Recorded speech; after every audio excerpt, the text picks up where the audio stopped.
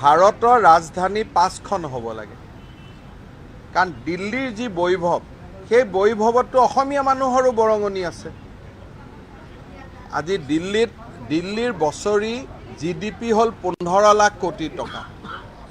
আৰু আমাৰ হ'ল 5 লাখ কোটি টকা কিন্তু হাজাৰজন অসমীয়া মানুহেওতো তাতে গৈ পেলাই দিল্লীৰ বৈভৱত বৰঙণি যোগাইছে কাৰণ দিল্লী হ'ল নেশ্যনেল কেপিটেল সেইকাৰণে মই আজি ৰাতিপুৱা টুইট কৰিছোঁ যে ভাৰতৰ প্ৰতিখন জোনত ইষ্ট জোনত এখন ভাৰতৰ ৰাজধানী হ'ব লাগে দক্ষিণাত্যত এখন ৰাজধানী হ'ব লাগে উত্তৰ পূৰ্বত ৰাজধানী হ'ব লাগে কোনোবাই ৰাজধানীক লৈ ৰাজ্যৰ ৰাজধানীৰ লগত ৰাষ্ট্ৰৰ ৰাজধানীৰ তুলনা হয় নেকি সেইকাৰণে আমাকো গুৱাহাটীখন ভাৰতৰ 5খন ৰাজধানীৰ এখন কৰি দিয়ক তেতিয়া আমিও দিল্লীৰ দৰে বৈভৱশালী হৈ যাম কাৰণ দিল্লীৰ বৈভৱ অকল দিল্লীৰ মানুহে সৃষ্টি কৰা নাইতো ভাৰতৰ সকলো মানুহে গৈ দিল্লীৰ বৈভৱ সৃষ্টি কৰিছে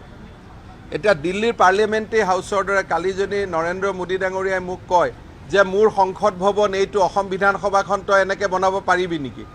তো মই পাৰিম নেকি গতিকে এটা অবাস্তৱ কথা এটা লৈ পেলাই দিল্লীৰ মুখ্যমন্ত্ৰী ডাঙৰীয়া ব্যস্ত হৈ আছে তেওঁ 1200খন স্কুল চলায় মই 40,000 স্কুল চলাওঁ ভাৰতৰ ৰাজধানী 5খন হ'ব লাগে কাৰণ দিল্লীৰ যি বৈভৱ সেই বৈভৱতো অসমীয়া মানুহৰো বৰঙণি আছে আজি দিল্লীৰ বছৰি GDP হ'ল 15 লাখ কোটি টকা আৰু আমাৰ হ'ল 5 লাখ কোটি টকা কিন্তু হাজাৰজন অসমীয়া মানুহেওতো তাতে গৈ পেলাই দিল্লীৰ বৈভৱত বৰঙণি যোগাইছে কাৰণ দিল্লী হ'ল নেশ্যনেল কেপিটেল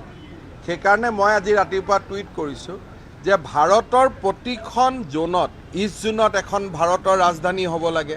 দক্ষিণাত্যত এখন ৰাজধানী হ'ব লাগে উত্তৰ পূৰ্বত ৰাজধানী হ'ব লাগে কোনোবাই ৰাজধানীক লৈ ৰাজ্যৰ ৰাজধানীৰ লগত ৰাষ্ট্ৰৰ ৰাজধানীৰ তুলনা হয় নেকি সেইকাৰণে আমাকো গুৱাহাটীখন ভাৰতৰ 5খন ৰাজধানীৰ এখন কৰি দিয়ক তেতিয়া আমিও দিল্লীৰ দৰে বৈভৱশালী হৈ যাম কাৰণ দিল্লীৰ বৈভৱ অকল দিল্লীৰ মানুহে সৃষ্টি কৰা নাইতো ভাৰতৰ সকলো মানুহে গৈ দিল্লীৰ বৈভৱ সৃষ্টি কৰিছে এতিয়া দিল্লীৰ পাৰ্লিয়ামেণ্টাৰী হাউচৰ দৰে কালিজনী নৰেন্দ্ৰ মোদী ডাঙৰীয়াই মোক কয় যে মোৰ সংসদ ভৱন এইটো অসম বিধানসভাখন তই এনেকৈ বনাব পাৰিবি নেকি তো মই পাৰিম নেকি গতিকে এটা অবাস্তৱ কথা এটা লৈ পেলাই দিল্লীৰ মুখ্যমন্ত্ৰী ডাঙৰীয়া ব্যস্ত হৈ আছে তেওঁ 1200খন স্কুল চলায় মই 40,000 স্কুল চলাওঁ